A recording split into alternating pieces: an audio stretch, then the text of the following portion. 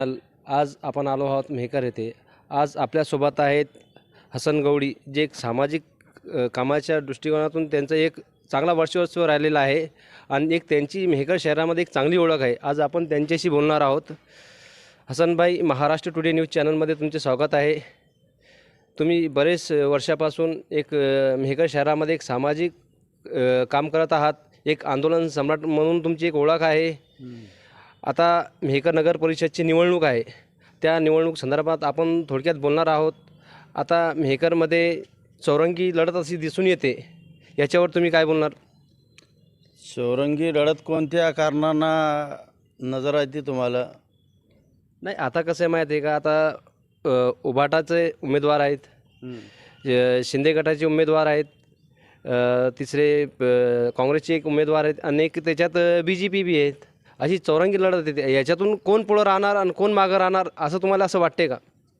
नाही, चुनाव तो दर पंचवर्षी मेहकर नगरपालिका लागत असते, पण त्याच्यामुळं कोणाच्या पक्षाचा कोणाचा निवडून येईन कोणाचा नाही येणार ते माणसावर राजकारण असतो, पक्षावर राजकारण नसतो. तर जसं माघारी 20 वर्षापासून काँग्रेसचे नगराध्यक्ष मेहकर नगरपालिकेत आहोत. तर आपण पाहिला का मग मेहकर नगरपालिकेत फक्त रस्ते नाल्या हेच झाले, दुसरा कोणताही काम मेहकर शहरामध्ये झाला नाही. रोजगार असन, कोणी एखादी कंपनी असन, शॉपिंग असन का बा गोरगरिबांना आम्ही नगरपालिकेच्या माध्यमातून देऊ, असा कोणताही मेहकरमध्ये झालेला नाही.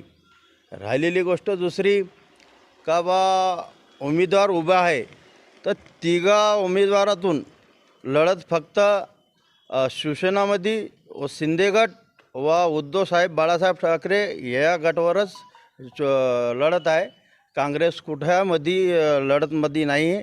एक काँग्रेस फक्त डब्यामध्ये जमा होणार आहे, दुसरा काहीच नाही.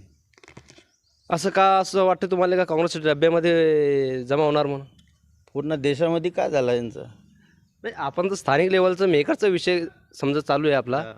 आता मागच्या 2 टर्ममध्ये समजा काँग्रेस होती इथं, याच्या अगोदर समजा प्रशासन लागला होता, आहे का नाही? आता यावेळेस तुम्ही असं म्हणतात का, जसं याचं कारण, मुख्य कारण काय? मुख्य कारण हे आहे का गरिबांचं कुठंही भला झाला नाही. काँग्रेसच्या लोकांना फक्त स्वतःचेच घर भरले, मग ते सामाजिक सृष्टीनं पहा का लोकांच्या सृष्टीनं पहा, या लोकांना फक्त स्वतःवरच राजकारण केलं आणि स्वतःचेच घर भरले. बाकी नागरिक फक्त उन्हाळ्यावरच आहे, दुसरा काहीच नाही.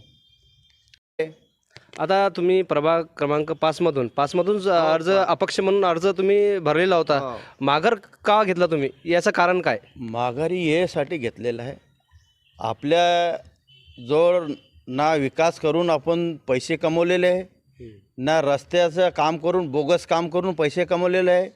त्याच्यामुळं बा अपक्षाला लय ताकद लागते निवडून या काय केलेलं आहे कोणा.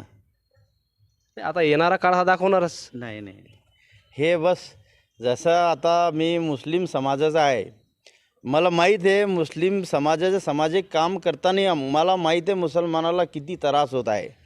चाहे तहसील असो, नगरपालिका असो, पोलीस स्टेशन असो, किती मुसलमानाचे कामं हो, त्यांना खूप त्रास होत आहे. आधार कार्डच्या माध्यमातून हो, राशन कार्डच्या माध्यमातून हो, का अनेक पोलीस स्टेशनच्या माध्यमातून हो, तो मुसलमानाला भरपूर त्रास आहे. त्याच्यामुळं मुसलमाना लीडर आहे म्हणून मुसलमानाचा लीडरच नाही कोणी. फक्त मुसलमानाच्या लीडर नावाखाली, मुसलमानाच्या नावाखाली मत घेण्याचं काम चालू आहे. याच्यावरती काहीच नाही. फक्त नगरपालिकात निवडून येणं आणि एक बिझनेस आहे, हे बिझनेस आहे. नगरपालिकेचे नगर अध्यक्ष होणं म्हणजे बिझनेस आहे. म्हणजे करोडो रुपयाचे भ्रष्टाचार झालेलं आहे, करोड रुपयाचे भ्रष्टाचाराचे केसी बी सुरू आहे. हे तुम्हाला सगळ्याला माहीत आहे.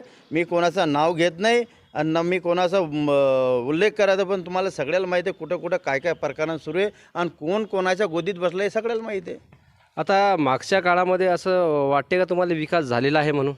कोणता विकास झालेला? कुठं विकास दिसत नाही. विकास तो हरवला मेळ्यामध्ये.